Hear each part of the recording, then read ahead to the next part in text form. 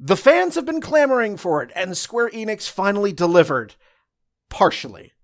More than 2 decades after the original game released and helped make the PS1 a must-have console, the first part of the Final Fantasy VII Remake sees us back in Midgar with all of our lovable heroes and enemies. With such a huge undertaking and the game basically being remade from the ground up for the PS4, it was only inevitable that this remake was going to wind up being its own unique animal, giving Square an opportunity to revise, clean up, and even introduce some new plot and gameplay elements that deviated from the original, rather than just making a shot-for-shot remake. Whether those changes are good or bad depends on your perspective, like anything else. But today, our massive panel takes a closer look at Part 1 of the Final Fantasy VII Remake, next on Downloadable Content.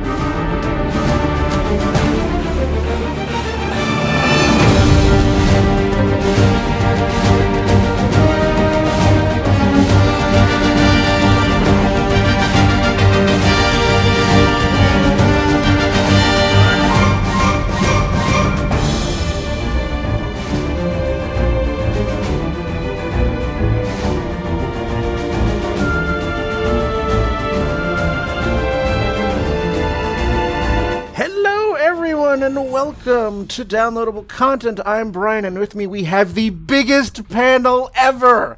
In 10 years, we have broken the 5-person panel mark. We have Ron. Hey. We have Ronny. This is going to be a long one. We have Dejah. I didn't want a Final Fantasy VII Remake. I like Final Fantasy VII Remake. We have our Sprites and Dice contingent. We have Shanna. This one right here is for the planet. We have Wyatt. Make Red 13 playable. We have Orion. Tifa is best girl. And we will maybe, hopefully, at some point this episode, have the British perspective from Joshi. Hopefully. Like, I love how he, like, okay, just a quick... back to the previous episode when we did the Final Fantasy XIV one. I love how somebody called that the moment that Joshi left, Ron came on. So it was just like, but yes, we've got 7, possibly 8 people. This is gonna be huge. This is gonna be nuts. Oh dear God. Oh boy, it'll all end in tears. I was going to say, this is going to mirror the party size that the original 7 game will have. So you're not Brian, getting on that. You only count as 0.5 in this episode. I'm basically I am the only one of this entire group who has not played a single second of this game because this idiot doesn't own a PS4. So I will be out there in the ether, occasionally making my presence known, but this is gonna be largely shepherded by these wonderful people here. So you're gonna sit back and listen to them yak your ears off. And Ronny, you do have to share the stage. I know. Yes, because some of us would like to get more than 2 words said on the panel. Uh-oh. Yes, but I haven't been Do I sense some saltiness? I think it's less saltiness as you have a reputation. Yes, especially a certain 6-hour panel. Oh God! But hey, I don't take full credit for that. I can name at least 2 other people that were talking as much as me there. Before we dive into this insanity that is going to be this episode, it's going to be, we're looking at 3 hours here. Strap in, folks. Every single episode can be found on our website, dlcpodcast.com. We can also be found on iTunes, YouTube, Stitcher, Google Play Music, and now on Spotify. Because like the Resident Evil 4 remake. We want to get DLC on every platform possible. I'm working on 8-track. I'm working on 8-track, Betamax, and Laserdisc. But I haven't gotten it quite right yet. So Are you on vinyl? Ooh, for the hipsters out there. Ooh. I'll have to look into this vinyl you are talking about. But yes, it's all there. Everything sounds better on vinyl. Stop it. Stop it. Shut up, Hojo. No. So, yes, dlcpodcast.com, all the different ways to get downloadable content into your ears. So, with that fun note, I am going to slink back into the ether, and I am going to turn it over to my right-hand man, Ron, to start us off. So, have fun! Yeah. So let's start off with the very beginning. Let's start with Chapter 1. What is probably the most seen content related to Final Fantasy VII Remake. Because it was the demo. Because it was a demo, and also probably one of the most memorable scenes in video gaming history. Man, the entire bombing mission. Man, I can't believe they just killed Eris right at the start of the game just to throw people off. Oh God, yeah. Before we begin, no. Before we begin, well, Holy's got to be cast somehow, right? Before we begin, before we get any deeper into this, there is going to be spoilers, both for the original game and the remake. You have been warned. Capcom We'll be talking about this in depth the entire time. We'll be talking in depth about the story and then speculating on where this is going to lead. You have been warned.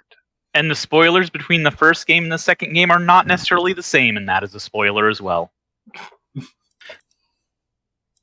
So the opener, I had lots of nostalgic feels. Oh my gosh, I actually teared up a little bit. So, by the way, Eris does not die in the first scene. I was just being a jerk. Just in case that wasn't clear. At all. Because I was going to feel like a real jerk if someone just like started screaming It's worth loudly. pointing out, though, that even with the opening scene, Aerith herself knows something's up. Because you have that slight interlude of I the have thoughts on that. creepy music. Save that for the second half. Yeah, that is the second half. Well, but I mean, I think as we're hitting a couple of things, we can at least say our thoughts when we reached it. Like, am I the only one who saw her running as her seeing the whispers after we see them later? Oh, Like, so a little bit. So I know, like, that for me, like, I started seeing the differences between part 1 and part 2. Sorry, in the original and the remake in Chapter 2. Chapter 1 was bombing run, and that felt clean cut, pretty much the same the whole way through. There was, like, a few small bits where they added more, like, again, I got to play this through with my wife, and I absolutely was... It made me re-love the game and fall in love with it again. I got to play with my wife who's never played the original and knows nothing about the original story.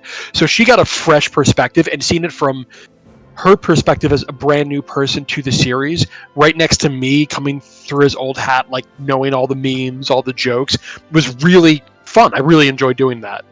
Let me just add something in, because I think before we just glaze over it, the big thing also, graphics. Mm-hmm. Because I was one of the ones when I first started, I was like, holy crap, they did an amazing job with the engine for this thing and just the scenery. Because as all of us, for those of us who have played the original, as we remember what the polygon shape was with everything for the original game, when you see go from the polygon to this just amazingly expanded, just like scenery, it makes you think, damn, they really put a whole lot of work, and this is just the first part into this game. Mm-hmm. Yeah, Square does a great job when they don't make their own engine. I love the chunky, hockey characters from the original. They kind of make me laugh now, especially when like Cloud is doing squats.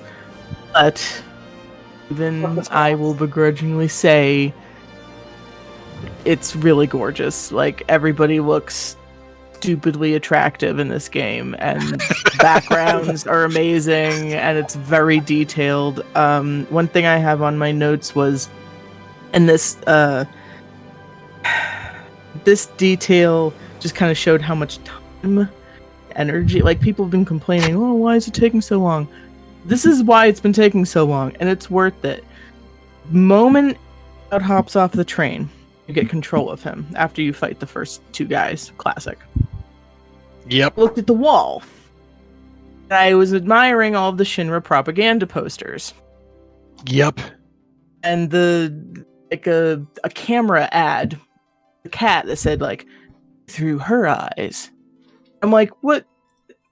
This didn't need to be here, but I'm so glad it is. It feels like a world now. Yeah, they really took upon the world that was already there and just built upon it and escalated it. And you're right about the graphics. I mean, did y'all just take a minute and just pan the camera around and look at Cloud's eyes? Like, holy Lord.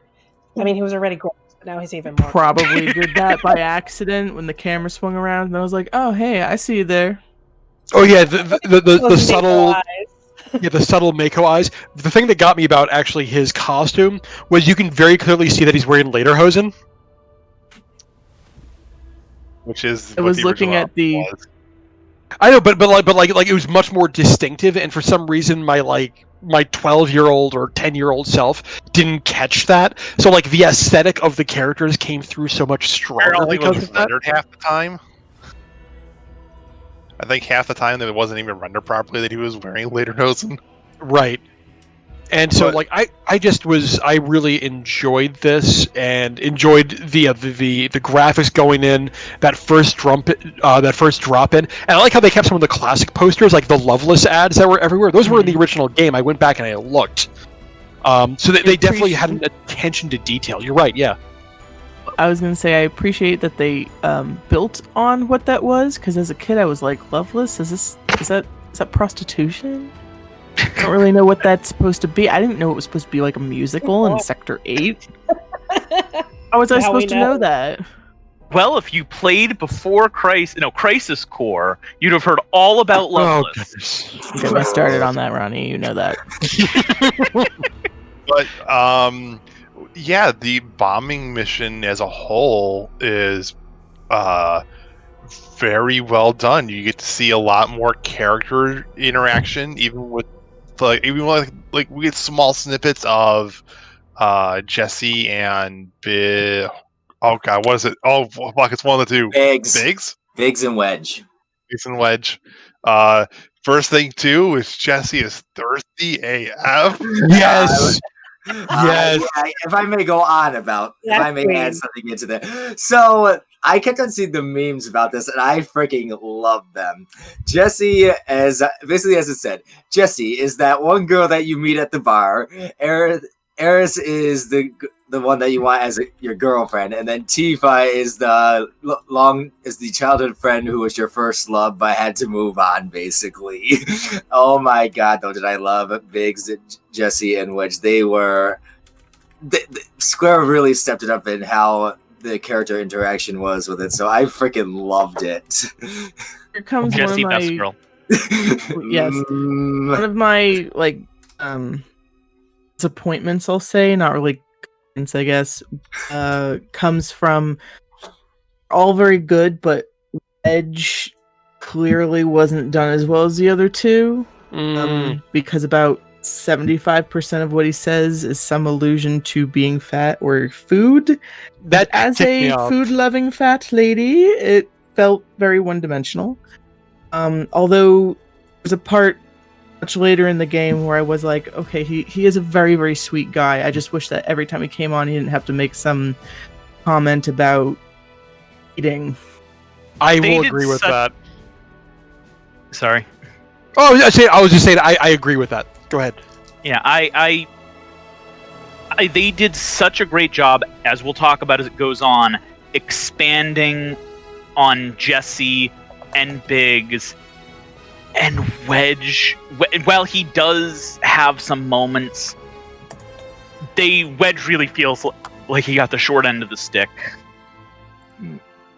We also have a couple of flashbacks here where we see like some of the initial changes where we see Nibelheim within the first 5 minutes. Technically, it's a flashback. That? I thought that was chapter 2. So you do see Tifa. You see Tifa in Nibelheim going like, "Cloud, why won't you talk to me?" Or something. Okay, yeah. And briefly, you see Nibelheim. We do see Nibelheim a tiny bit because of a flashback that Cloud has, and then we eventually get our way deeper into the reactor, team up with Barrett. The entire time he is being very vocal and very boisterous and very into the mission. Very Barrett. Yeah, and at the same time, and again, to show the interaction of the characters, like Cloud literally says at one point in time during a speech, after a speech that Barrett gives, is like literally get help. Yeah. Do you really hear the plan? Get help.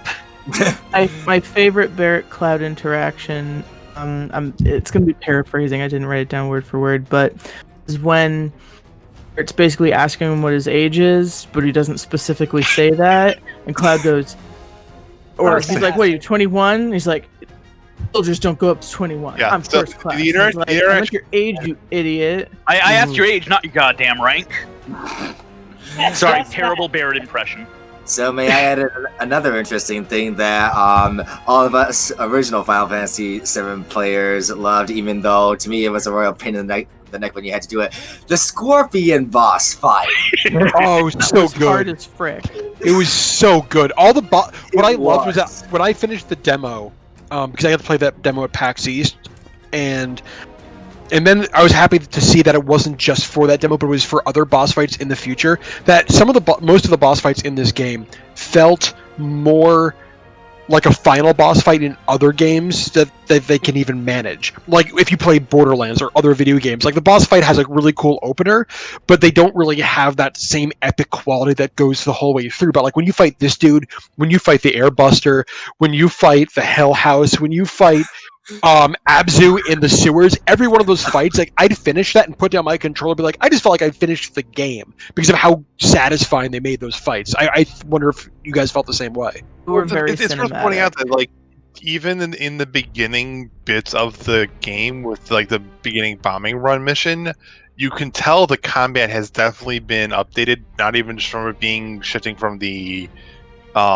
turn-based action time battle system to the more like Kingdom Heartsy Final Fantasy 15X or 15 comedy, but like even like the ATB addition to basically being how you cast your spells or use your special abilities, like that change just added so much depth to the combat as a whole that you could even in that early level, you can tell like, oh, there's a lot more here I could do with 3 characters. Oh, I can't wait till I get a third party member. Yeah, just going on that point, just the combat alone. I mean, I know, and I'm sure probably everybody was a little bit skeptical when it first got announced that, oh my god, it's not going to be an exact remake and it's not going to be turn-based. But I really think that this update and the way that they approached it was really seamless and it kind of incorporated the best of both. I don't know if anybody else feels that way, but it was so satisfying. Yeah, so satisfying, and the build progression of it all just so good. I'm an old schooler who really likes turn-based, so I was really afraid of like action-y thing because I did the combat in Kingdom Hearts 1, which is the only one I ever tried playing, but yes, I agree, it was kind of a marriage of the two, and it felt good. So I got the hang of it. I would say the first chapter basically feels like it tries to showcase a little bit of it basically makes the promise for what the rest of the game is going to be, between the boss battles, between the combat, between the way it works. It's trying to give you like a little bit of everything to show you where it's going to go. Yes. But the one thing I'll definitely say, and it showcases in the first chapter once you get Barrett, is how differently every character plays. Yes. Yes, like between Cloud with being kind of the balanced character, with Barrett being a ranged tank, which by the way is not a role I have ever seen in anything else. And then Tifa objectively being the best character to play once we get there. Like 100%. And Aerith is a beast. Like every character plays 100% differently, and I am on board. It's also worth pointing out that you can change the playstyles for most of them as well. Like Cloud's the biggest one because you can switch between his operator mode and Punisher mode. Yes. Yep. But Barrett as well. Like you could, in theory, with later weapons, go from ranged tank to a freaking melee tank and just be a giant freaking meat wad and just slam people to the ground with your claw arm. Aerith was weird because, yeah, I agree with everyone else. She was an absolute beast, but because she was doing these little like twirls and like baton whirling in the corner with like these little happy noises, it didn't have the same crunch like when you're fighting with Cloud or Tifa, where you're feeling like the rumble with each punch or sword hit. You just hear those little like baton swirls and the little flashy noises, and then you would just see someone else detonate across the distance. It wasn't that she wasn't strong; it just felt very weird. I'm like, oh, I feel like I'm doing nothing, and then you look up and see a very strong enemy just explode. Aerith melts things like. I told Dejah because I didn't want to spoil stuff because I played the game before Dejah did. When I got to Aerith, I was like, Aerith feels overpowered. Just straight up, she melts everything. I still think, even though I prefer playing Tifa, that Aerith is the most powerful party member objectively. That's my girl. That's true. Another interesting thing as well, and going off again the original game, is the materia setup and just how they use the materia in this. Because I gotta admit, it had been so long since I played the original game, and when we actually had the materia set up for it, I was like, dang, they actually really did a good job for the materia setup. Not only with the weapons, but also the accessories and stuff, and just how you could also combine them as well. So that was another really good thing I was so glad to see, was the materia usage. I forgot how much I love the materia system, and then like when it came back, throughout the entire chapter 1, the waves of nostalgia that hit you are just, it feels so good, right? I don't know if anyone else agrees with me there, but like I was just like slightly teary up and then like giddily shaking in my seat, and Jess was looking at me like, are you okay? I'm like, this is the best game in the world. You don't understand. Like there's just like waves of that first time. Because I'm not sure for everyone else, but this is one of the first games that had that cinematic quality. Like you had played Mario before, Sonic the Hedgehog, those were great. But this is one of the first games that you had that was like, this is cinema. This is moving on to something different. One of the comments I hear most about specifically like during the bombing mission is for people who have played the game and have played both versions, when they talk about the bombing mission specifically, comparing it as a kid to when they played it now, they say this is what they imagine. This is what they envision the fight to be. This is what they imagined, and that what you are seeing during this bombing mission, even though it takes like 15 minutes in the original game, in the remake's a 30-45 minute affair, and like the entire time it's this very tense build-up, and you're like, everything you're seeing and doing is what you remember, like the story you have built up in your head of what this would have played out as. I totally agree. Absolutely. But again, like we do get our first boss fight with Guard Scorpion. Yep. Oh, that thing was so good. I thought it was going to be easier on hard mode now that I was level 40 something and had all these jacked up materias. No. Yeah, well, I mean, at least I knew what like to expect, but yeah, it's still for me a new one. It was serious. Oh, one more note about the materia. Maybe I missed this if anybody else said it, but I love the little detail of the fact that you could see the materia in the weapons. Yes, Oh, yes, that was amazing. The How, detail. how genius was that? Keep in mind too, it doesn't even. It's not even that it shows the materia color. It shows like the proper slotting too. So if you Yep. have The like, binding, yeah. And also the size too. That was something I was also really impressed with. That they actually got it at a good size of what most of Spy and Vision would look like. I'm gonna nitpick a tiny thing on this. No, you? Yeah, I know. I love you, Ronny. They show the materia in the weapons, but they don't add slots when you add materia slots.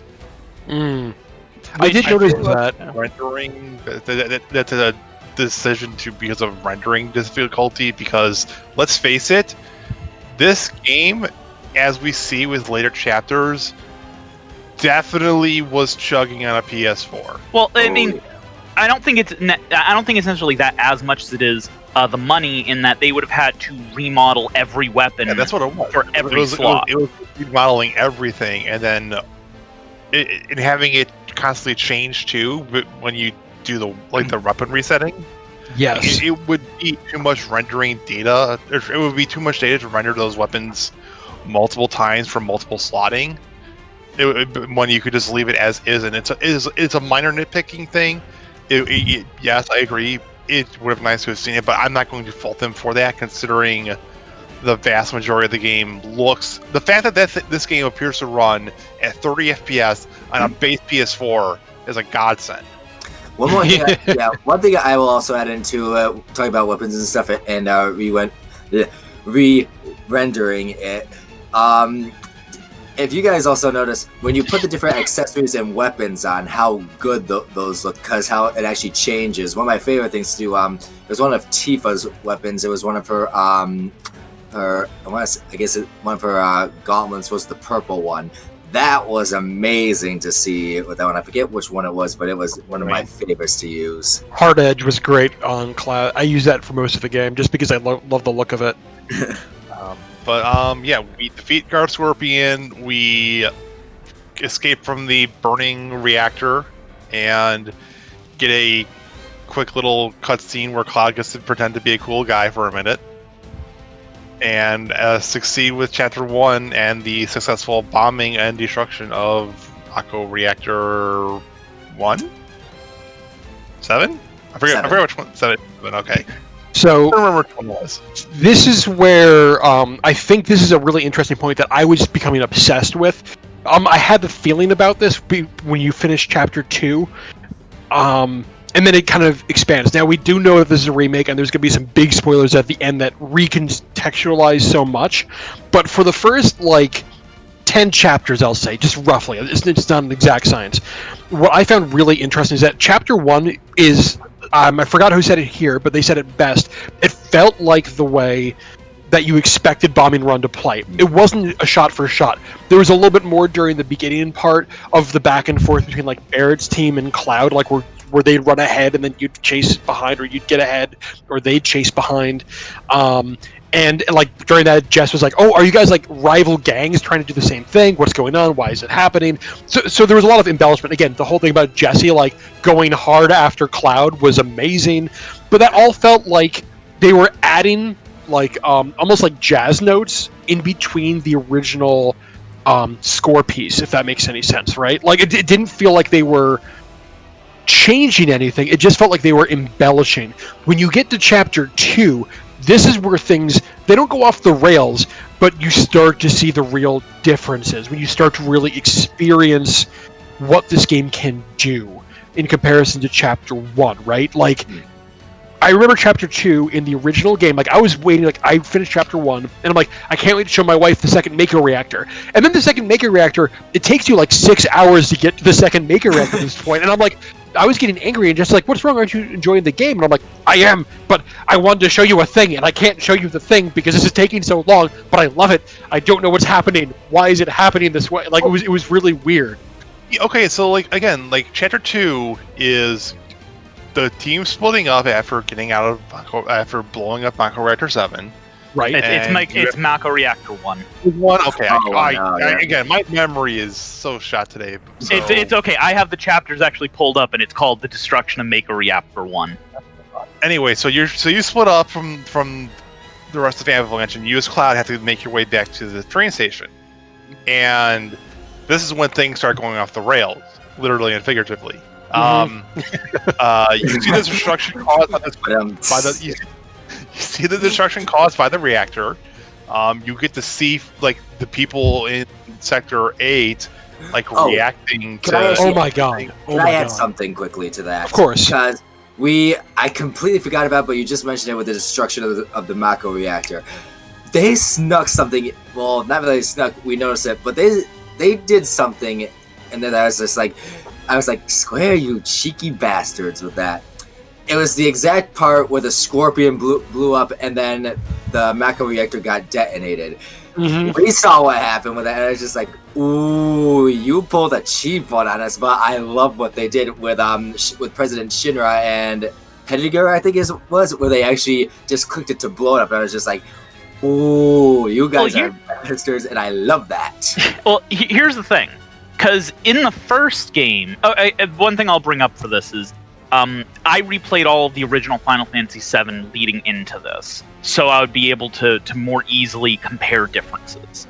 And Jesse does mention in the first game that the explosion shouldn't have been exactly as big as it was. Exactly. So, I remember that line, and so I remember that word for word. So when they embellished it, it didn't feel like it was out of place. It was just expanding the world. So they were contextualizing it. This very well could have been what happened before.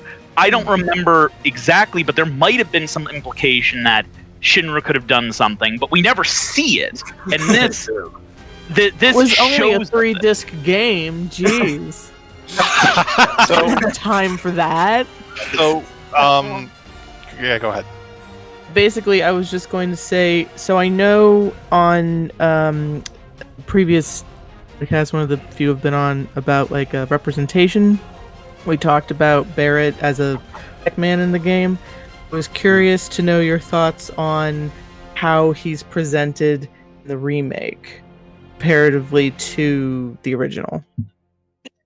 Well, the first thing I thought to myself when I was playing was, thank God they didn't take his blackness away, because that was a fear of mine, was that there was going to be so much fear of the fact that he is representative of I don't know how to say it, but I didn't want them to sanitize him so much that it literally takes away who he is, because we need black characters in games, and we need them to talk and represent every facet and aspect of blackness. So I've never really liked the idea. I've never been one for sanitizing a character so much because they're afraid of stereotyping that they also take away aspects of our people and our characters and the way we talk and the way we walk and the way we dress, because then that inherently also says that there's something wrong with us. That being said, I loved Barrett almost every instant in this game. I mean, the one little complaint I had was that they made him a little dumb, but at the same time, he already had dumb moments, and I think they just really expanded upon it. But I loved his presentation. In many respects, I don't think they really changed him. He was still the leader of Avalanche. He was still boisterous and ready to, blow up Mako reactors and do what he had to do to save the planet. I love that we see more of him being a father, because that was always one of my favorite parts. I love that too. That was always one of my favorite parts of the original 7, was just him and Marlene, and him looking after his baby girl. That always made me happy. And I think they made him a lot more charismatic in this game as well. You still had the Barrett that doesn't give a shit and was going to do what he had to do. But I love the way his relationship with Cloud grew. Yes! And how the two of them had each other's backs, and he was like, you got this, brother, and all that. I was like, yes, this is exactly what I wanted to see out of Barrett. So I was very happy with the character.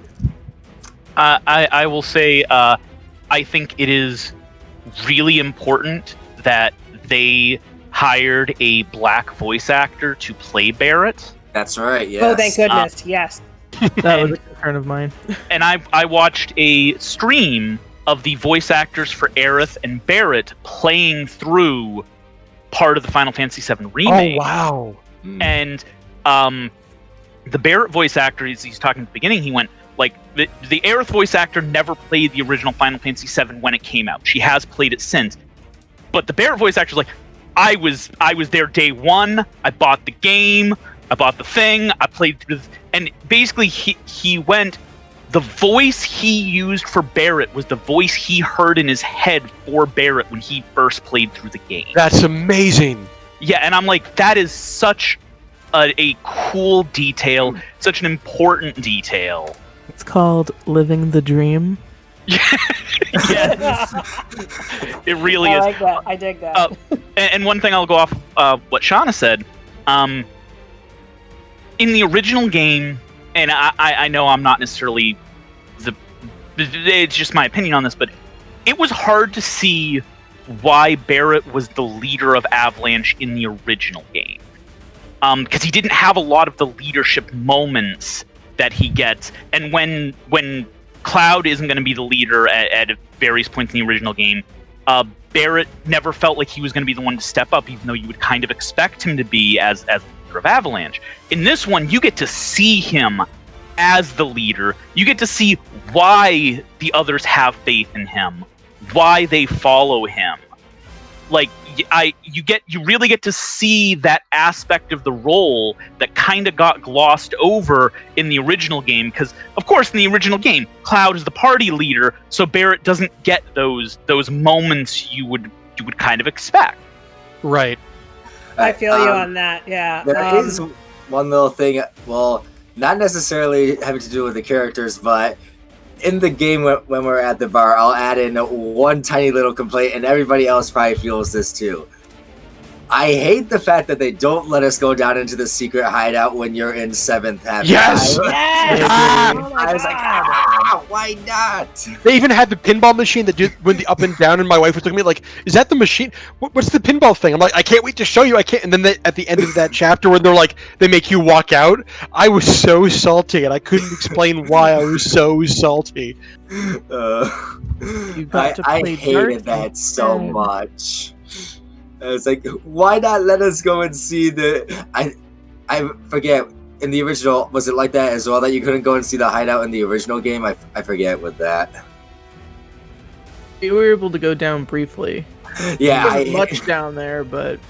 Yeah, I hate that they did that in the remake. I'm just like, why? It would have been so awesome to see the hideout in this. Damn you, Squeenix. It would have been great to see that moment where Barrett gets so pissed off that he throws Biggs at the camera. I mean, we missed out on that. Oh, I forgot about that. Oh my gosh. Could you imagine seeing, like, big, beefy, sexy Biggs the way he looks in this game and seeing him just ricochet at the camera? That would have been fantastic. Speaking of Biggs and sexiness, he's very attractive in this game. Oh, they made him beautiful. But... One more point, though. Didn't get thirsty. I'm surprised Jesse didn't get thirsty around him and only got thirsty around Cloud, honestly. Buddy, she's already climbed that mountain. Did anyone else catch that Biggs ran the orphanage for a while and like helped start it? Yeah, Yep. I did. That like tugged my heartstrings. It did. Go ahead. One more note, I'm sorry, I wanted to make about Barrett, though. When Ronny, you were talking about his leadership qualities. I think one of the best examples of that was when he was telling off the Shinra employee on the subway. Yes. Ooh! Oh my god! I mean, again, another great expansion because, like, we don't in the original game we don't see Shinra as anything beyond the president and, you know, his cabinet of higher ups. So, like, they really did a lot of moments where you see, like, there's regular people who just go to work to Shinra to pay their bills and, you know, put food on the table. And the fact that there's this great moment on the subway where, like, there's the one Shinra employee and Barrett's like, no, I'm going to tell you how it is. I was like, wow, that was so good. Yes, the random story bits that you get when you're walking around the open world chapters, quote unquote, like you notice, like there was very much like story chapters where it was very much there was no side quest. It was just point A to point B to point A to point B, and then like every 3 or 4 chapters there'd be a pause where you'd be like, all right, now you can run around the world a bit, and like during that when you're running around the Sector 7 slums, you want to talk about expanding the world? Oh my gosh, we'll get there. And then also when you're running around Chapter 9 slums and you're hearing the reactions like of the Shinra employees as the stories expounding about the bombings and how a lot of them are reacting. Like, good on Avalanche. Other ones being like, we have to stop them. They're terrorists. It was interesting. And I think this ties back to something that really got me about Chapter 2 and actually kind of took my wet breath away, because Chapter 2 from the original game, the thing I remember was that top-down scene of a few power lines down. You see, like, I think a small fire in the corner. I might be getting this slightly wrong, but then you see that fountain in the middle, and you see several people. Everyone knows this with the polygons, having their hands to their heads and just slowly turning from left to right, over and over, going, "Oh no, the power's out! Oh no, the power's out!" And then you get the Chapter 2 in this game, and the night and day difference, where you start to feel the actual ramifications, was so stark to me. It was amazing, and I think it really sold me this game, if that makes sense. Yeah, and I'll add on a little bit of stuff as well with Chapter 2 when you're first like in the slums and stuff, especially after 7th Heaven. One of the really interesting things that really got to me was not only with as you said before, the night and day graphics were like some of the best things I ever saw. Another thing too, I loved how you could just with the side quests, because as I learned the hard way when I first went through Final Fantasy 15. If you don't do the side quests, it kind of screws you over in the end. So I made sure once I found the side quests, I am doing those side quests, and how it also advances the story as well. And then you have the number 49 tattooed band that you come across. Oh yeah. Oh my god, yeah. So I want to go back very briefly to a comment with the Shinra employee thing. Later on in the game, much later on, when you had the option of doing either the climbing up Shinra building with the stairs or the elevator, during the elevator, there's a scene that Guys on the phone. Yeah, some lady on the phone talking to like a wife or talking to someone at the house, like, "Hey, I'm not gonna be able to make it home." Mom.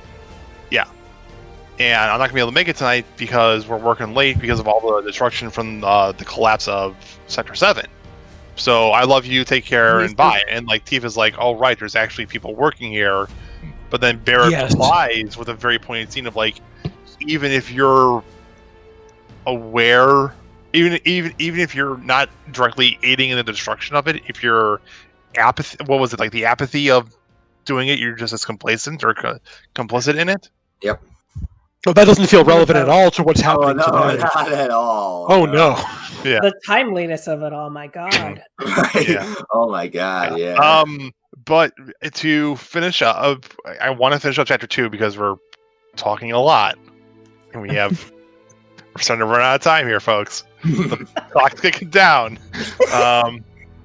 We have the first major change between the original and the remake, where Sephiroth shows up, or at least a memory of him, and we start seeing a lot of Cloud. The sanity of Cloud is very quickly thrown into question. Yes. So, like the fires. Oh, sorry. Just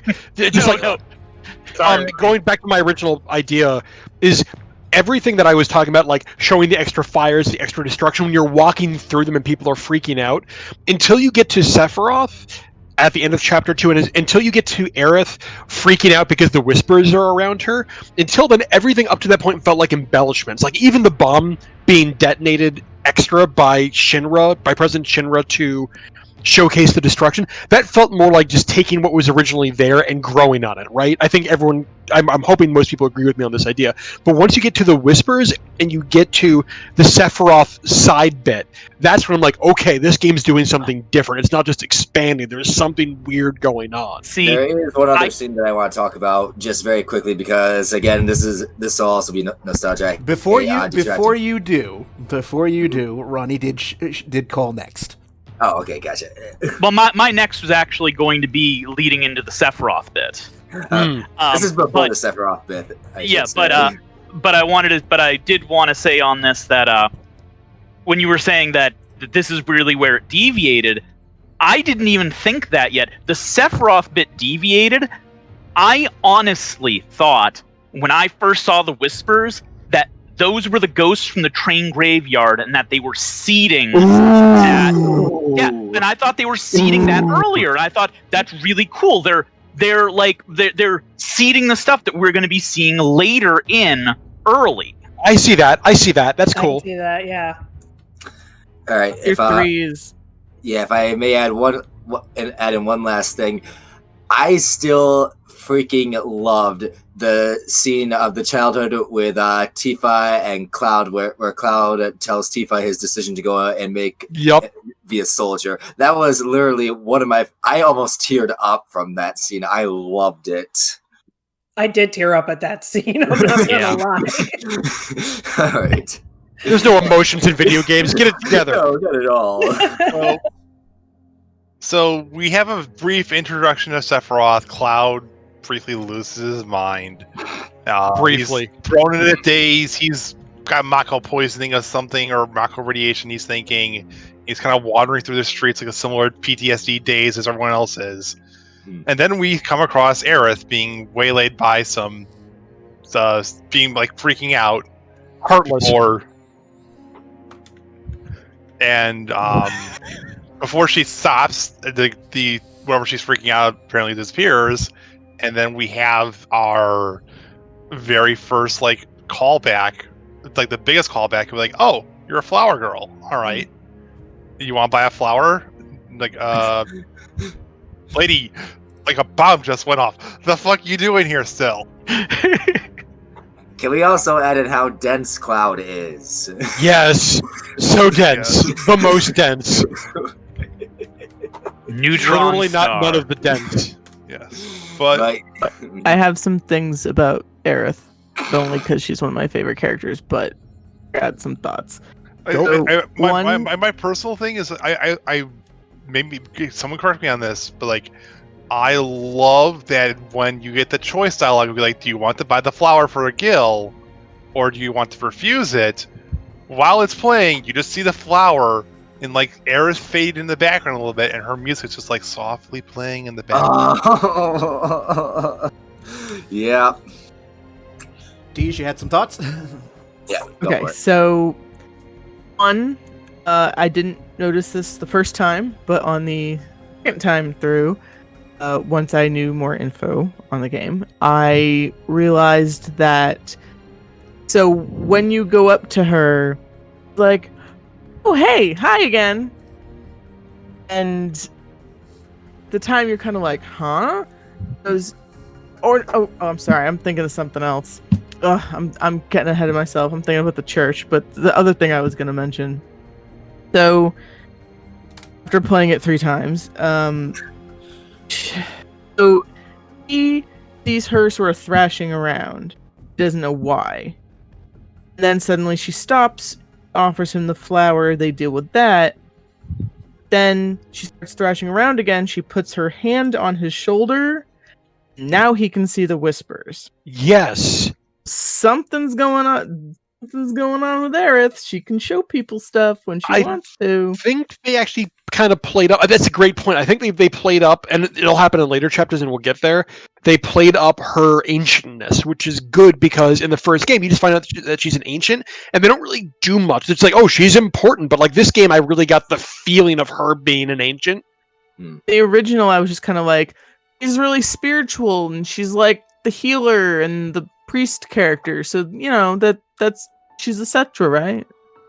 Mm-hmm. So like any other sort of lore and world building on it, I never even thought about as a kid. Mm-hmm. All right. I also want to add in another thing. I might be jumping ahead of the story a little bit, and if I am, feel free to rein me in. When you first get into the slums for Sector 5, that, again, the graphics blew me away for that. I may be jumping ahead a little bit, but it was amazing when Aerith first brings you into the Sector 5 slums, because you just the way that you traversing across the buildings, and then when you see everybody, I was just like, wow, the graphics on this were amazing for that. I agree. So we either get the flower or we refuse it. Some Shinra mooks show up thinking that we are the ones that blew up the reactor. Damn Shinra mooks. Yeah. Aerith runs because she doesn't want to, because she's getting waylaid by spirits again. Damn And spirit. Cloud thinking like, well, whatever, I don't know what's happening, but let's at least make sure she gets away safely, and we just provide a distraction for the innocent flower girl. Proceeds to enter melee with the mooks, and the battle music begins playing for the first time. And the rest of the chapter is just a long, drawn-out chase sequence. Hack and slash. Cloud getting into combat. Yeah, Cloud getting into combat with Shinra guards, running from them before trying to get into the train yard. And finally, after getting surrounded, jumping from the walkway onto the train as it's leaving the station to go into Sector 7. And we end Chapter 2. Yep. And Chapter 3, again, I think really invokes that embellishment, because again, Sector 7 slums felt like Sector 7 slums. That entire chapter didn't exist in the base game, essentially, besides you going into 7th Heaven and going downstairs. But in this one, we get to walk around, and they're like, oh, you're a merc, right? Don't you want to be a merc? And this is your first attempt at side quests. So I want to ask everyone else, what do you guys think about the side quests? Oh, that was so good and so welcome to actually have them in this game. I actually had one last thing I wanted to say on Chapter 2 before we moved into Chapter 3. Oh, sure. And that was just how goddamn extra Cloud is with his entrances. Yes. Now, yes, him doing the flip off of the train was classic from the original game, but also him coming into the train from off the top. Like, he is trying so hard to be so goddamn cool, but he's so awkward as well. So they do such a good job of showing that, because, okay, I don't know if the rest of you guys will feel this way, but in every piece of media after Final Fantasy VII the original, all we see is the stone cold cool Cloud without the awkwardness, just being the cool guy, when that was not what he was in Final Fantasy VII. Hard agree.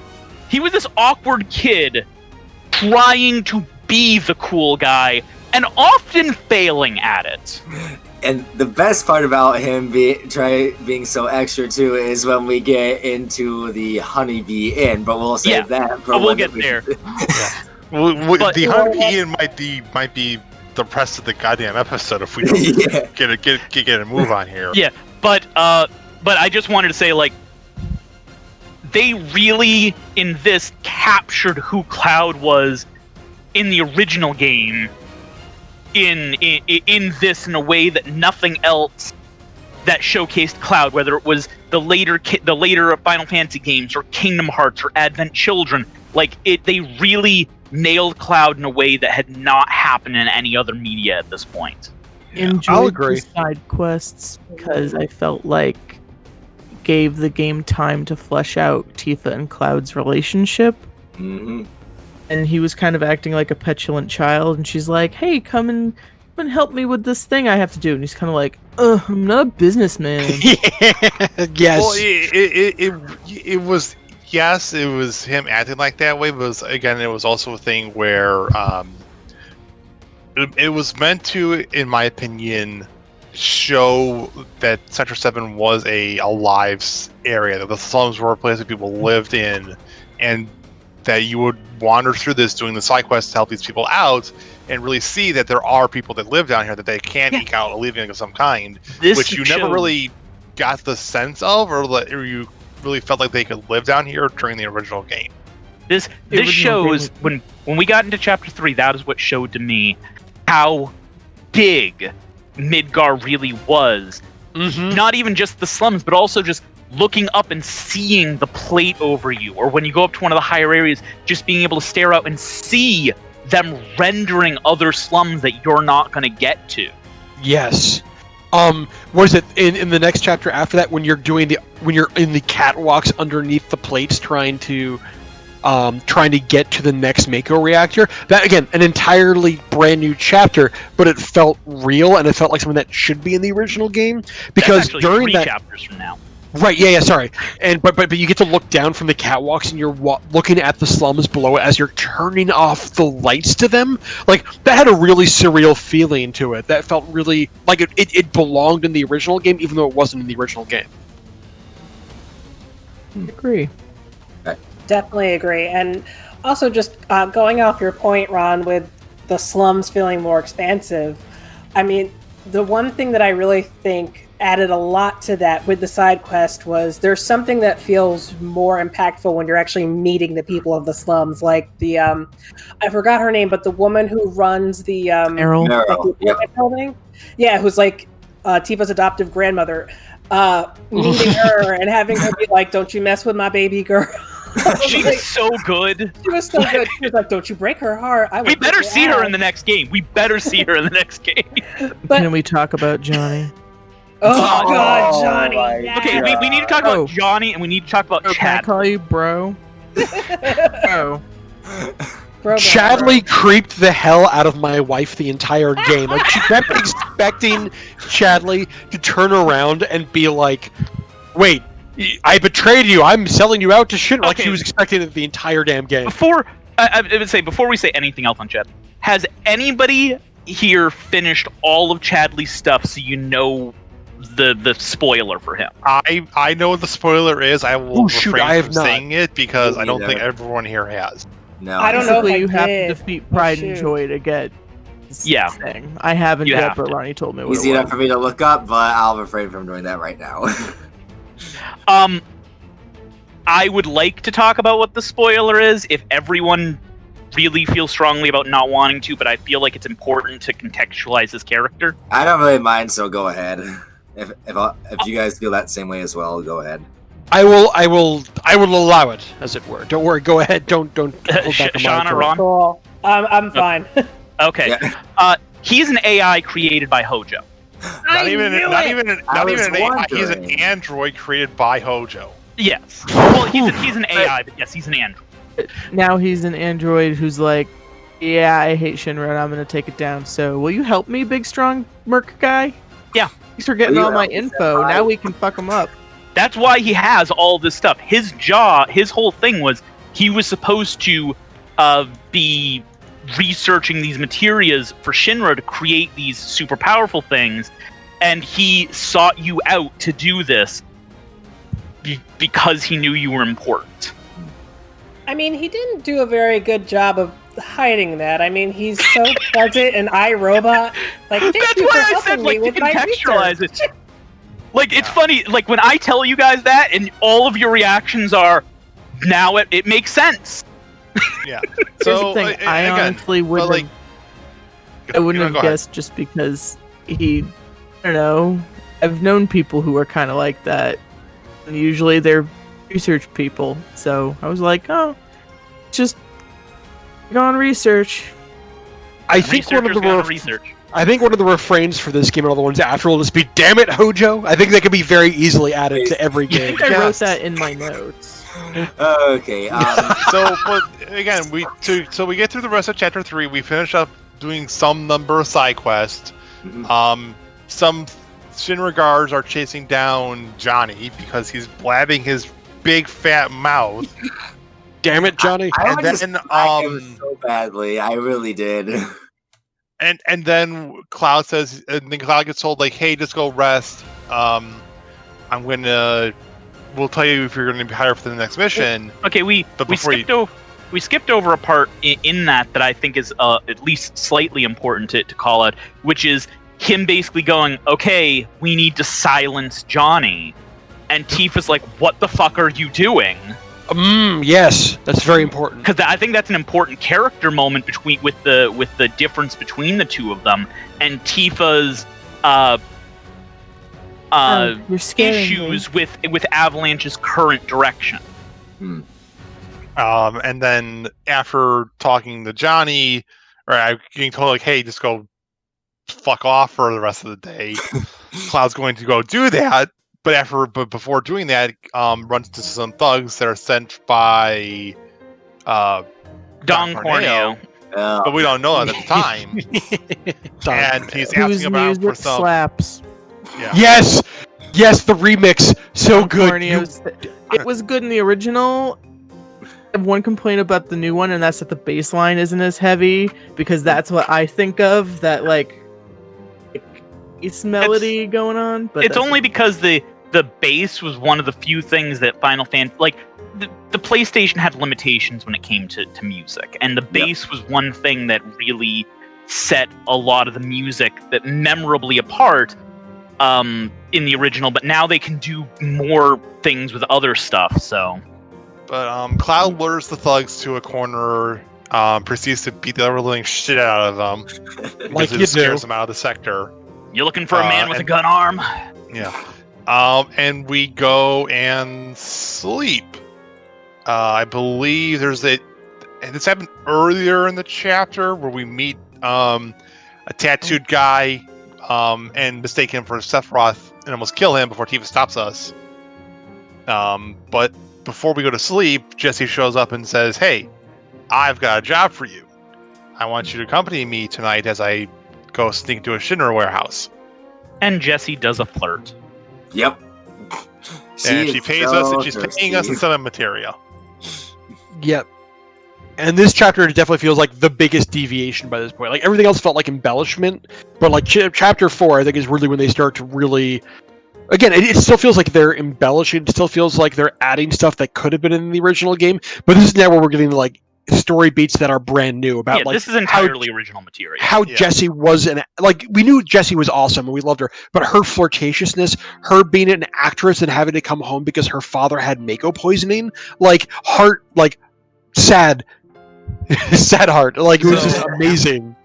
And the fact that she was supposed to be the princess in the play that you play in the original Final Fantasy VII on the date. Yes. Yeah. Oh my god, how genius to tie that back in. I mean, there were so many just nods and drops from the original game that were just like, holy shit, they're referencing this? Just okay. Can we talk about how amazing the relationship, friendship between Jesse and Biggs are? Because they are constantly playing off of each other, and it is wonderful, and I'm here for it. And Agree. If you're even halfway paying attention, you can tell that Biggs definitely cares for Jesse, and Jesse either is aware of it or doesn't. Or they tried to date once and it didn't work out. You can tell that they definitely are more. That playfulness is because they're so comfortable with each other. Mm. Yeah, well, I took a. Sorry.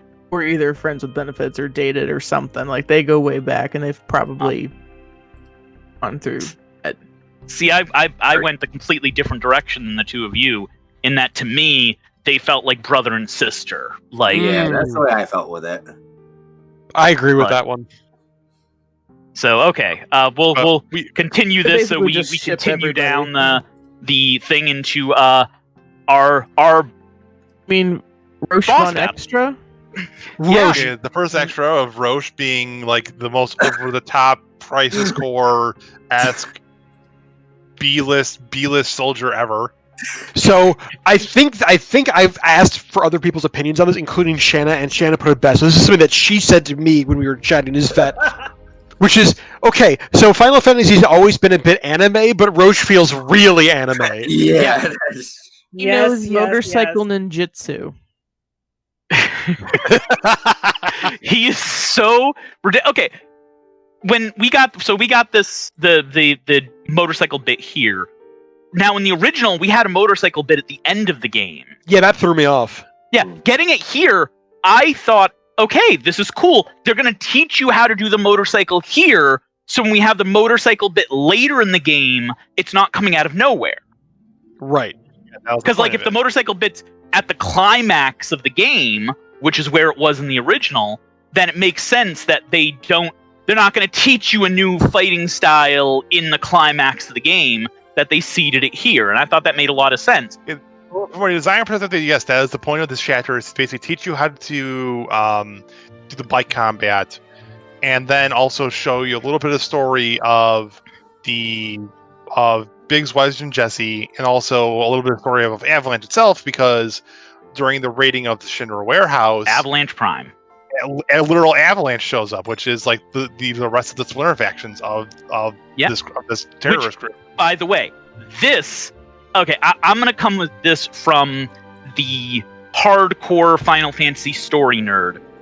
This is one of the major changes to this, because I don't know how you guys feel about this, but everything we've seen is that everything before Final Fantasy VII seems like it happened. We have references in this to Crisis Core. We have references to Before Crisis. We have references to everything else before Final Fantasy VII. It seems like all the changes are taking place here. But this is the one major change, because the original Avalanche was destroyed before Final Fantasy VII happened. Barrett's was the only crew as of that. There was an original Avalanche, but it's gone. In this, it's not gone. It's still here, and it's still taking action. Well, I definitely always... in the original, again, I was only 10. I always felt like Barrett was Avalanche in a lot of ways. So, like, when it became a giant organization, it felt like something that was definitely possible and makes sense.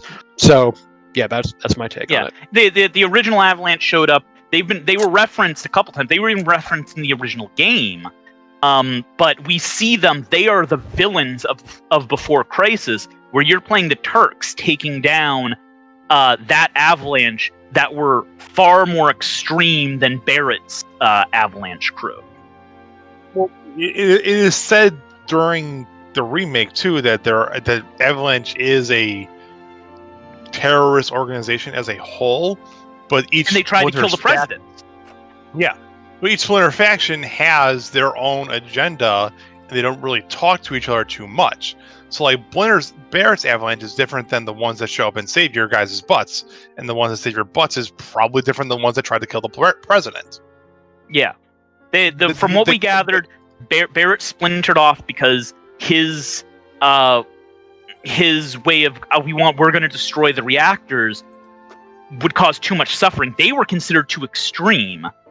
They actually say that in the remake in one of the dialogue things. But we also know that Core Avalanche tried killing the president, or at least a faction of Avalanche tried killing the president, because they were trying to pinpoint whether we were part of the faction that did that or not. Yeah. But Jessie successfully sneaks in, steals whatever component. I think it's a component she needs to make the bomb actually not as the blasting powder. Yeah, it's a blasting powder to make it actually like not blow up what she thinks is blowing up the entire reactor, but only blowing up the Mako pump. Right. And you successfully parachute from top of Sector 7 back into the slums. It's Chapter 5, where we find out, I don't know, it was near the end of Chapter 3, the Cloud was not going to be picked for the next bombing mission. But all those ghosty guys that you saw at the beginning of middle of Chapter 2 that are hounding Aerith, well, they come back in a big way and start harassing everyone in the Sector 7 slums. Yep, and that was weird that like people were just like, oh, what were those things? I don't know, let's go kill the Maker Reactor. Like, that was weird for me, at least. Fire Dementors in Final Fantasy VII. It's the That was what I Heartless. thought. Yep. Did anybody...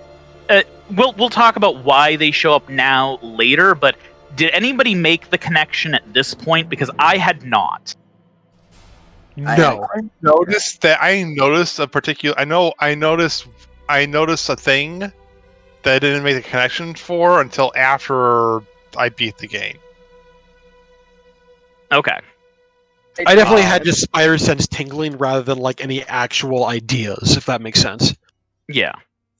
So, the ghost. Trying to speed this up here because we got like running out of time again. Yep.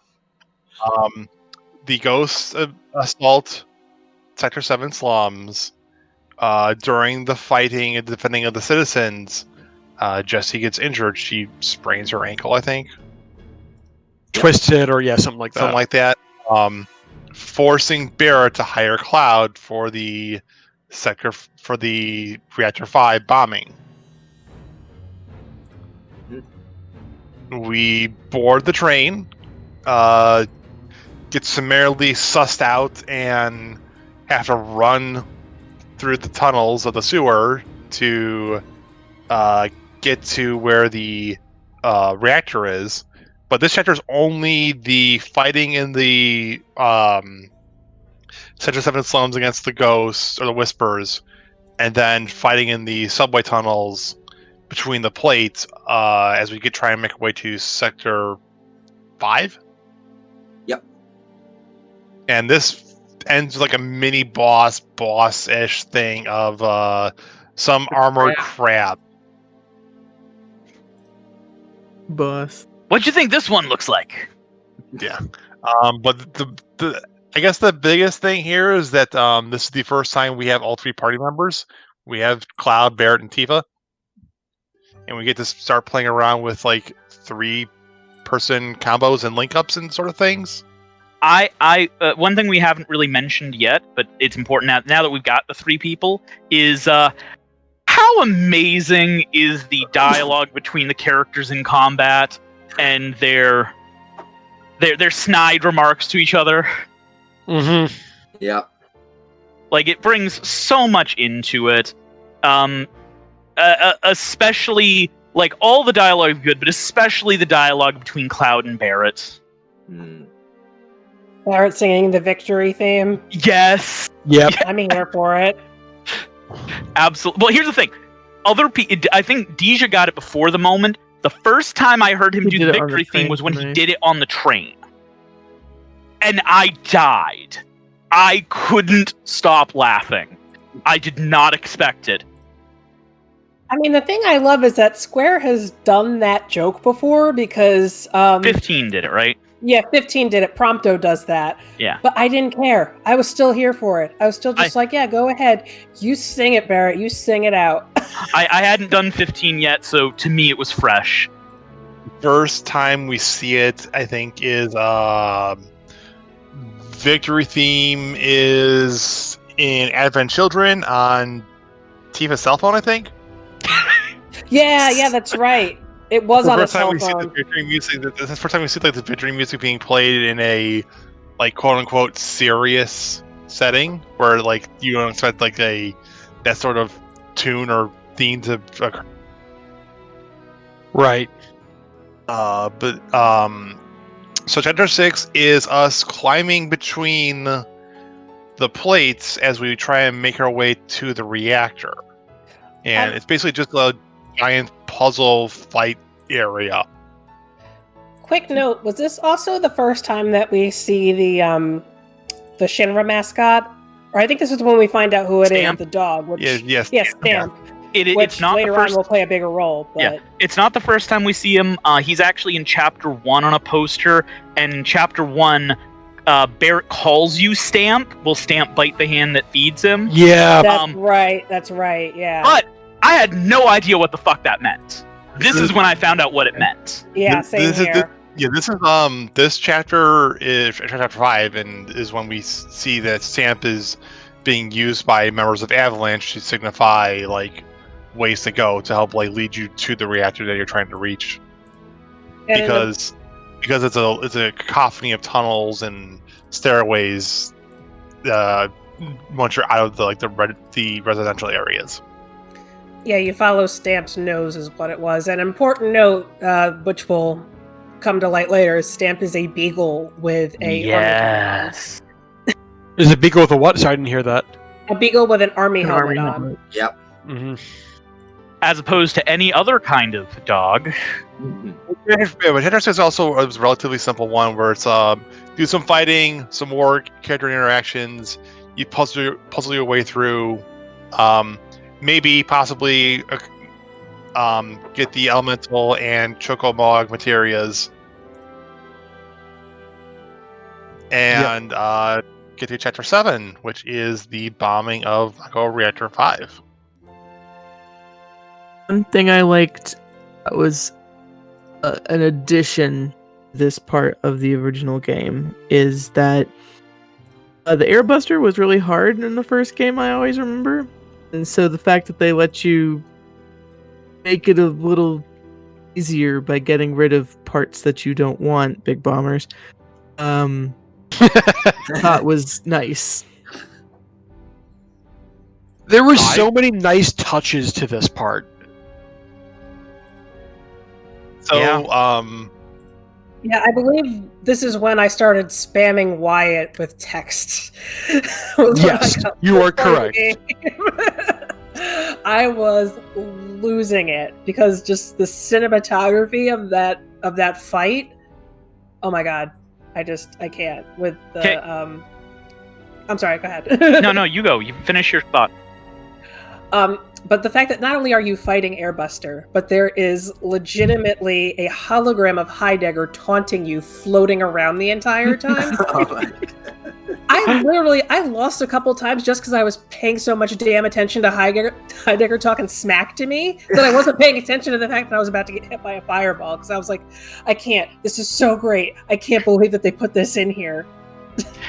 I was going to talk about the holograms and seeing the president and talking to him and him and Barrett kind of having it out a little bit, which didn't really happen in the first game. Yes, the president was there for like 3 lines in person, not as the hologram of David Bowie playing a concert.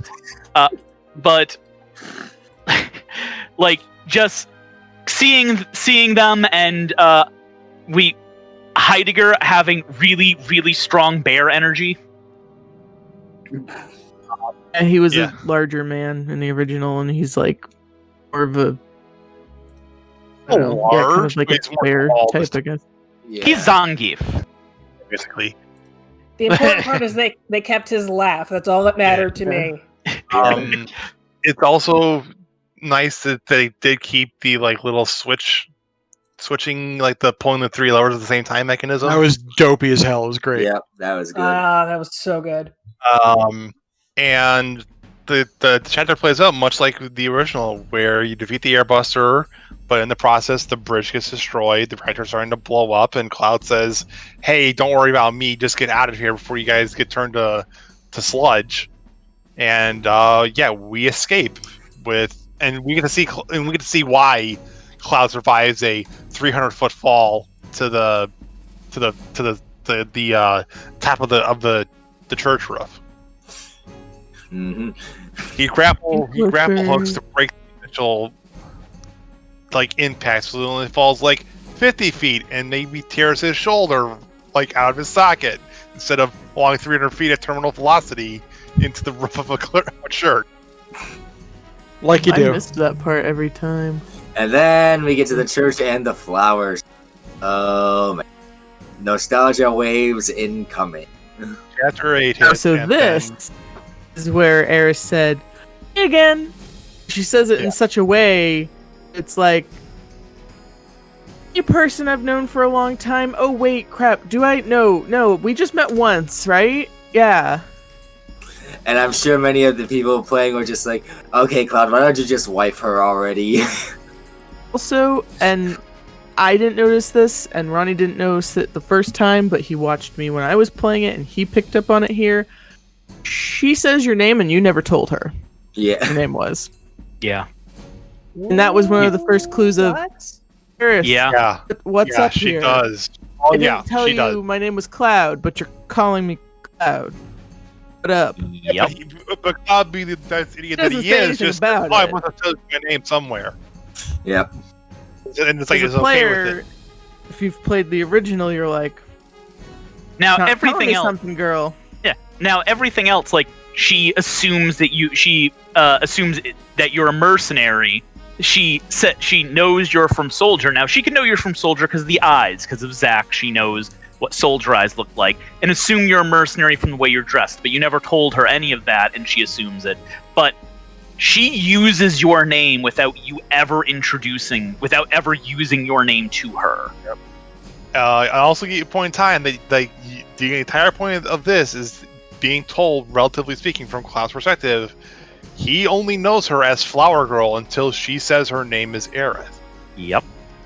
And this is the moment in the game where I made the connection that the whispers show up when shit deviates from the original game.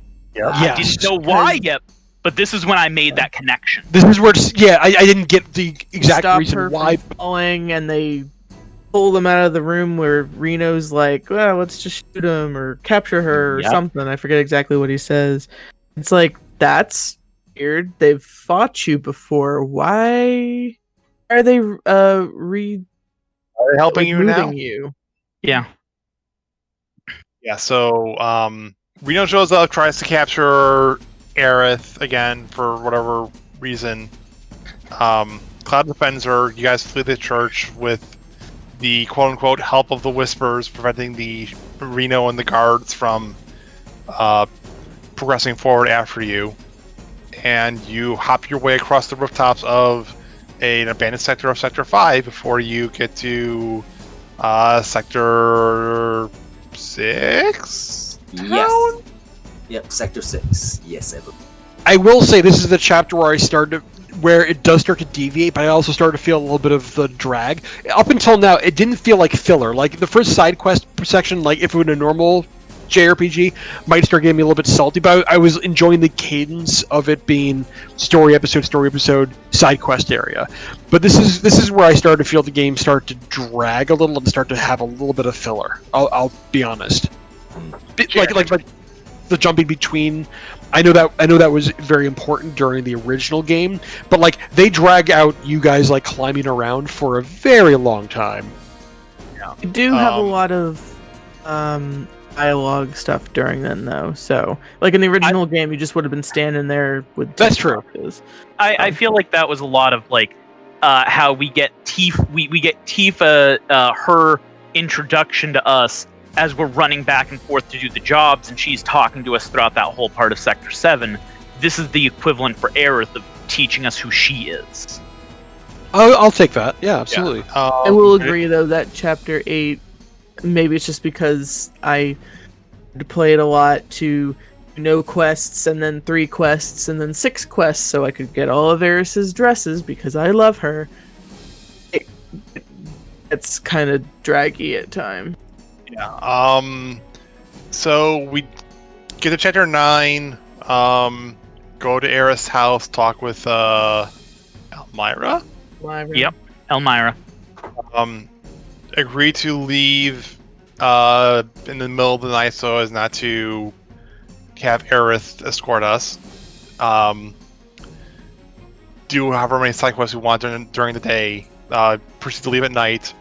Have a Can we talk about the Leaf House before we progress past this? Yeah. I was gonna say, with them introducing the orphanage, and we find out that Biggs ran the orphanage, giving us some backstory on him, and we meet Folia, who we will meet later on when we get to Wall Market. Like, the Leaf House definitely felt like they were trying to make it a focal point for this sector. Yep. Mm-hmm. Also, And Moggy. Yep. And another thing too, I think it is right before you go to leave from Sector 5, the fight that you have with Rude, I believe, in the Sector 5 slums right before you leave. At least I believe that's the one. The Reno Root fights are so good. They're so good. Yep. Love that you break his glasses and he pulls out a fresh pair. Yes. So many Advent children references there. He is always prepared. Yep. I love that you can see shadows of how Tifa fights in Rude's fighting. Yeah. But we get through Chapter 8. Aerith wakes up and comes after us and joins us in escorting us to the gate to Sector 7. And we're going to sneak through into the sewers to get back into Sector 7 when the gate opens up. And there's a chocobo carriage. With And- Tifa. with Tifa wearing the dress that you told her to wear the next time you saw her. Like, what's going on here? What? What? And then we get introduced to Don Corneo. That's later. That's much later. Because now we're at 9. And now Beck's we're at parent. No. Right before that, the first time you heard Don Corneo's music with Beck's Bandits, I was laughing the entire time. I do not usually like recurring joke characters. Like, Johnny ticked the hell out of me, especially during the that section of the game with Wall Market.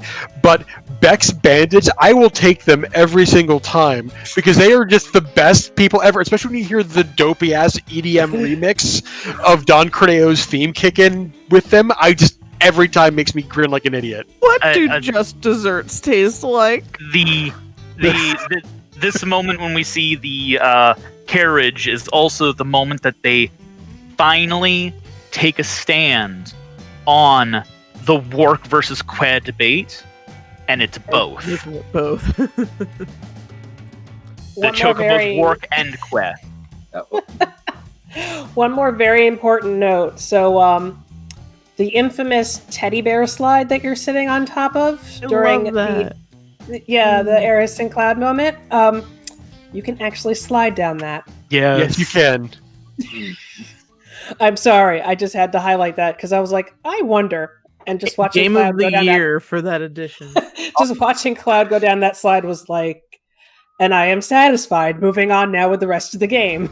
The important story beat too is Aerith does say who her former boyfriend was, but Cloud static noises it for some dumb reason. I didn't catch that. He has a for like a flashback. bunch of playthroughs. Okay, so getting the story for, can I take? I know we got very limited time. Can I take at least a decent bit of time to go over with the honeybee and fourth wall and everything, because that is a huge thing that I love out with this. So the first thing that I really liked is when you first actually enter into Wall Market and what exactly it's like with it. So it's, again, I love the graphics of this game. That's a huge thing for it. And then you find out where Tifa went and and what you have to do to actually get to where Tifa is with Don Corneo and all the things that you have to do with it. My favorite thing is, one of my favorite scenes is still with Cloud and the squats. I freaking loved that part. Classic. Yeah, that, and then So the gym wasn't nearly as problematic as it was in the original game. Oh god. So I appreciated that. So they did kept it I. in, but made it better. Yep. But The this next- bro was still very pretty. Let's clarify that. They made him a very beautiful man. And then of course I want to shoot Johnny I don't know how many times when But bro, don't you love to Like, call right, you bro? right, bro, don't you like it, bro? I When I really first hate pla- that. Sorry. I was just gonna say, when I first played it, I didn't get Johnny's. I got the Angel of the Slums one. I was a little bummed just because I know Johnny is very reminiscent of original game Wall Market, like going to the vending machine and the helping people with their digestive issues. And Yeah, but you didn't get to see Jason Voorhees earlier. True. This is true. This is true. Am I the only one who, this is probably the most impressive area of the game for me. It is my second favorite place in the game. I'll talk about my favorite when we get there. But just how they took this little area in the original game, which wasn't really that impressive, and basically turned it into Las Vegas for Midgar. Like a dirty Las Vegas, yeah. Yes! It's already told me Las Vegas. Where any sin or any desire you can want of is probably attainable here if you have enough money. And that's what it was supposed to be in the first one. They say that a couple times, but the backgrounds and stuff they had there didn't exactly sell the concept the way that it does in this. In this, it feels fully realized. I'll catch that. Yeah, you can go. I know you got something. Oh no, I'll totally agree with that about how it feels fully realized. And this is again where they start making the world feel real again, like walking around. What I found really funny and joking was like how seedy Wall Market was supposed to be. But again, this is a 23-year-old game, and now we have games where you can like pull the spines out of people, and there's games that have a lot more sexual content in it. So it was like, oh look, they're being avant-garde. You've got the Madame M scene. But one thing before I forget, did anyone else catch right next to the Honeybee Inn, if you go into the alleyway, you find one of the orphanage teachers who's practicing her lines? Yes. That made me laugh Yeah, so I wanted hard. to be a dancer. That was Folia. All right. Yeah. So we get to Wall Market. We figure out that Tifa is going to meet with Don Corneo, but it's not necessarily going to be a meeting so much as it is. She's almost like selling herself into like prostitution for him. Yeah. Slavery. That's what it was in the Cloud- original too. Yeah, it was, but it's more overt here. And at this point in time, Cloud's like, "Oh yeah, no, we're not having any of that." So I'm going to try and bust my way in. Turns out you can't. So then you try and figure out a way to sneak in. Okay, Well, I think it's apparently the important. I think it's important to mention Cloud was not going to go after Tifa. He trusted her to be badass enough, like she said, and he was not going to go. Aerith is the one that pushed him to go. That's true. True. That's That is important. true, yeah. Now is that because of we need to help Tifa, you don't know what it is, which is what she sold it as? Or is it because, as we touched on earlier, she knows things she's not supposed to? She knows this is how the game was supposed to go. So we can speculate on that in the second half, but Yeah. to Hurt finish my up brain. Not Yeah. breaking it.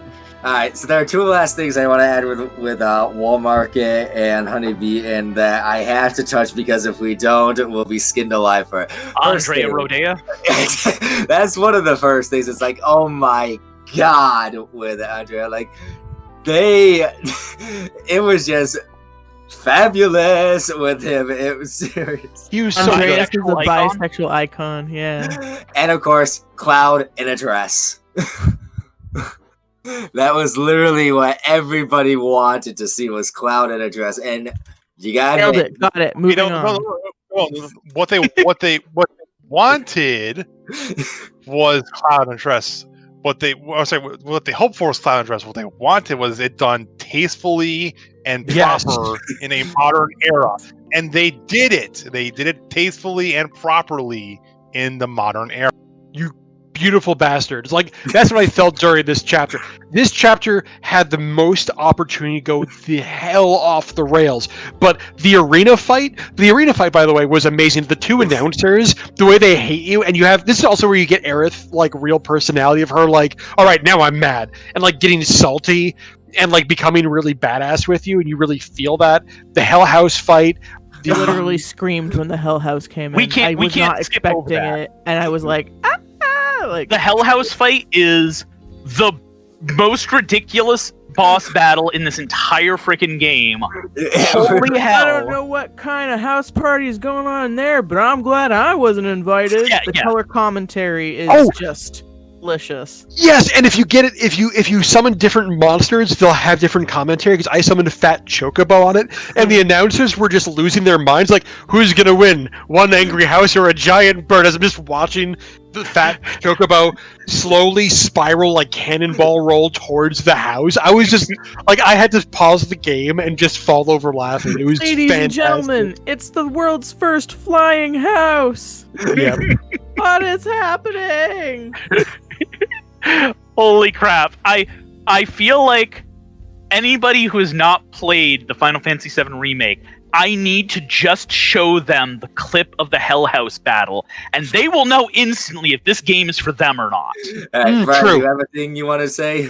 Okay, yes, one small addition here. Now, for all of the hype and for all of the people who played this game when it came out just a couple months ago, like for all of the excitement that everyone had, I saw very few people posting things like screenshots or spoilers or video clips to social media. Like, overall, the fans were very, very good about refraining from posting shit. regarding was like everyone was playing their own version, their own game in happy, nostalgic, gleeful, squeeful silence. However, the screenshots that filled my social media feeds the most was Cloud in a dress. Yeah. Like the only thing I have seen of this game, like, you know, I saw some of the preview stuff, but no one's posted really any sort of gameplay video. But Cloud in a dress was the instant meme. Just for a couple of days. For a couple of days, all the Final Fantasy VII fanboys was like, "Here, this is the game." There are three. I will say, in my experience, Brian, mine was very similar to yours in that. But there were three things that I saw pictures of from this, and they were all this chapter. It was Cloud fighting the frickin' house, Cloud in a dress, and Cloud doing his basically DDR dance in the Honeybee Inn. Those are the only three things in the game. Yeah. I had no time to learn that choreography. I didn't even see The best things I've seen about this game that were not back when it was like first came out was basically like screenshots and like photos of people's TVs looking at like the main menu or the initial trailer or the initial like opening of the remake. And the only other thing was pretty much just Cloud in a dress. That was all I saw. Okay, Shanna. The fans of the whole have been very sensible about not spoiling this game. So my little anecdote is when I got to this part of the game, mind you, I am a huge RuPaul's Drag Race fan, like fanatic. And one particular night, I was debating what I felt like doing. I'm like, do I feel like playing 7, or do I feel like watching the newest episode of Drag Race? And you got both. So I got both that night because I just happened to get to the dance part, and I'm sitting there the whole time watching the dance segment with what's his face with the Andrea Rodea. Andrea Rodea, yeah, queen. And the whole time I'm like, I'm getting the best of both worlds because I'm sitting there playing and I'm like, work, bitch, work. I'm like, and my husband's just looking at me laughing. He's like, well, you didn't have to watch RuPaul tonight. You got exactly what you wanted. I think the best scene of that too is like halfway through, Aerith is just like double fist pumping, like yeah, more. So I was gonna make a comment on that. So Aerith, so in terms of whole him in a dress and modern day stuff, one little problematic thing I was like, I mean, it could have been better, but also it would have been out of character, is that he is not consenting to this at all. Like, he's not happy about it. But I appreciate how supportive Aerith is being. The one thing that's funny, again, to get all of the dresses for everybody, I played this one a lot. Oh my god. So there was one point where I'm like, it doesn't matter if I get any of this. The dance is the same either way. So I did maybe like I had 8 bads, and so I didn't do great.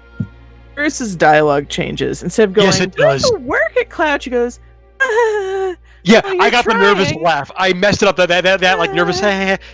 Oh no, everything's terrible. Like, Aerith, no. Okay, let's. I know there was one last thing that Dejah would want to bring up on this, and then we will leave off here and come back after Wall Market. I know Dejah, you would want to mention Madam's M massages. Oh no. Saved the game, and then I bought all 3. So the poor man's one, she basically like breaks your hand, and you just hear screaming, and she's like, "You get what you paid for, bitch." And then the middle one is probably my favorite, just because she's like complimenting your hand, but not too much, and she's like, flex it like that, and then like it feels good. And so after, when you're leaving and Aerith kind of chases after him, she's like, "What are you doing?" And he goes, flexing. He's just sort of flexing his hand. The expensive one, you get to see Cloud's O-face. Yep. So for all the fangirls who for 23 years were crushing on Cloud, you know what it looks like now, because Madame M is just that good at hand massages. Yes. Ladies, your dreams have been fulfilled. So I think we're ready to take a break, Brian. Well, we can finish up chapter 9 where we finally get into the mansion. Yep. We meet up with we quote unquote rescue her. We proceed to intimidate the ever living shit out of Don Corneo. Oh It was god. just It so had my disgusting. it had my favorite line in the Disgusting. entire game. When Tifa realizes it's Cloud, it's like Cloud, the dress and the makeup and the yes, I know, nailed it. Moving on. Yes. That was fantastic. It's my favorite line in the entire game. But we find out that Shinra's going to drop the plate at Sector 7 and kill Avalanche and everyone underneath it. And probably everyone on top of the plate, too. Before we summarily get dropped into the sewers. Yep. Because fuck you, Don. Exactly. They made him such a that's great it for this character. They made him such a great character. Like, we knew who he was in the first game, but again, that embellishment to make him just over-the-top villainous was hilarious, and I loved it. I love that part so much. He is so extra. Yep. Like they made so many of these characters so extra in this game. Between Don Corneo and yeah, Osh. Speed Demon. And Go What? Speed Racer. Go Speed... One Sorry. of my favorite Don Corneo moments was literally just the point when he's introduced. Because I love how he gets this whole big send up from like one of his henchmen, where he's like, the one, the only, the bachelor, blah blah blah blah. Then he comes And in you like a expect this- creeper. And he just pokes his little head behind the door, and you're just like, oh, there he is. Yeah. There was just so little fanfare to him showing up. He's just like, oh hi, I'm here. And that henchman is the same one who was doing the announcing during the tournament battles. Yep. How did you like his Yeah. little anime drawing at the Coliseum? Yes. Oh, that was super cute. That's why the Hell House worked, because it was Don Corneo's, like, weird-ass invention. And again, going into Abzu, the boss fight that happens after, when he does the taunt, he does the dopey little dance. Like, it very much feels like Don Corneo. You know what I mean? Like, he has that element to it. Alright, and I think on that note, I think on that note, we can leave off, and we will come back in the second half in the next chapter. Chapter 10, Rough Waters. You know, I had to just stay on mute there because as Dejah was describing the entire, Madame M massages, I mentioned Sorry. it in the chat. I'm just laughing hysterically. Puff puff! It finally happened! It's exactly what it was. It finally happened. All right. Well, so far, so good, everyone. We've gone an hour and a half, and we're going to continue this. So, yeah, just listen in. You'll have some music because that's what we always do. We'll come back. We'll talk more about the game, and then everyone's favorite part: speculation. Ooh. You're listening to our Final Fantasy VII Remake discussion here on Downloadable Content. We'll be back.